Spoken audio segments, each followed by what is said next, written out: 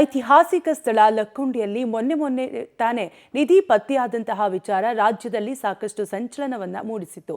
ಇನ್ನು ನಿಧಿ ಪತ್ತೆಯಾದ ಬೆನ್ನಲ್ಲೇ ಲಕ್ಕುಂಡಿಯಲ್ಲಿ ಉತ್ಖನನ ಕಾರ್ಯ ಆರಂಭವಾಗಲಿದೆ. ಹಾಗಾದ್ರೆ ಉತ್ಖನನ ಕಾರ್ಯ ಯಾವಾಗಿಂದ ಆರಂಭವಾಗುತ್ತೆ, ಸಿದ್ಧತೆ ಯಾವ ರೀತಿಯಾಗಿದೆ, ಈ ಕುರಿತ ಕಂಪ್ಲೀಟ್ ಡೀಟೇಲ್ಸ್ ಇಲ್ಲಿದೆ, ನೀವೇ ನೋಡಿ. ಐತಿಹಾಸಿಕ ಲಕ್ಕುಂಡಿಯಲ್ಲಿ ಮತ್ತೆ ಉತ್ಖನನ ಆರಂಭ. ನಾಳೆಯಿಂದ ಲಕ್ಕುಂಡಿ ಉತ್ಖನನಕ್ಕೆ ಮುಂದಾದ ಸರ್ಕಾರ. ಕೋಟೆ ವೀರಭದ್ರೇಶ್ವರ ದೇವಸ್ಥಾನ ಬಳಿ ಉತ್ಖನನಕ್ಕೆ ಪ್ಲಾನ್. ಹೌದು, ಗದಗ ಜಿಲ್ಲೆಯ ಲಕ್ಕುಂಡಿ ತನ್ನದೇ ಆದ ಇತಿಹಾಸವನ್ನು ಹೊಂದಿದೆ. ಕಲ್ಯಾಣ ಚಾಲುಕ್ಯರು, ರಾಷ್ಟ್ರಕೂಟರು, ಹೊಯ್ಸಳರು, ಕಳಚೂರಿಗಳು, ವಿಜಯನಗರ ಅರಸರು, ದಾನ ಚಿಂತಾಮಣಿ ಅತ್ತಿಮಬ್ಬೆ ಆಳಿದ ನಾಡು. ಈ ನಾಡು ಕೇವಲ ಶಿಲ್ಪಕಲೆಗೆ ಅಷ್ಟೇ ಹೆಸರಾಗಿಲ್ಲ. ಸಾಕಷ್ಟು ಚಿನ್ನ, ಬೆಳ್ಳಿ, ವಜ್ರ, ವೈಢೂರ್ಯಗಳ ಸಂಪತ್ತನ್ನು ತನ್ನ ಒಡಲ ಒಳಗೆ ಲೆಕ್ಕವಿಲ್ಲದಷ್ಟು ಹುದುಗಿಟ್ಟುಕೊಂಡ ಲಕ್ಕುಂಡಿ.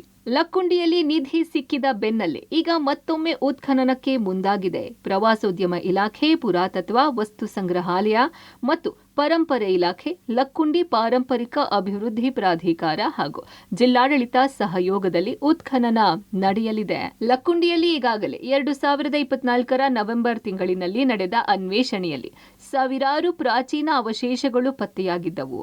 ಈಗ ನಿಧಿ ಪತ್ತೆಯಾಗಿದೆ. ಅನೇಕ ಭಾಗಗಳಲ್ಲಿ ನೀಲಮಣಿ, ಮುತ್ತು, ರತ್ನ, ಹವಳ, ವಜ್ರ, ವೈಢೂರ್ಯದಂತಹ ಅನೇಕ ವಸ್ತುಗಳು ಇಂದಿಗೂ ದೊರೆಯುತ್ತಿವೆ. ಆದ್ದರಿಂದ ಈ ಲಕ್ಕುಂಡಿಯ ಒಡಲಿನಲ್ಲಿ ಹುದುಗಿರುವ ಅವಶೇಷಗಳ ಬಗ್ಗೆ ಮತ್ತಷ್ಟು ಕುತೂಹಲ ಹೆಚ್ಚಿಸುವಂತೆ ಮಾಡಿದೆ. ಲಕ್ಕುಂಡಿ ಗ್ರಾಮದ ಕೋಟೆ ವೀರಭದ್ರೇಶ್ವರ ದೇವಸ್ಥಾನ ಆವರಣದಲ್ಲಿ ಅಂದಾಜು 5388 ಚದರ ಅಡಿ ವ್ಯಾಪ್ತಿಯಲ್ಲಿ ಉತ್ಖನನಕ್ಕೆ ಸಿದ್ಧತೆ ಮಾಡಿಕೊಳ್ಳಲಾಗಿದೆ.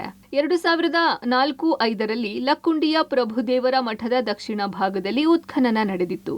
ಕಲ್ಯಾಣ ಚಾಲುಕ್ಯರ ಕಾಲದ ಅನೇಕ ಕುರುಹುಗಳು ಆಗ ಪತ್ತೆಯಾಗಿದ್ದವು.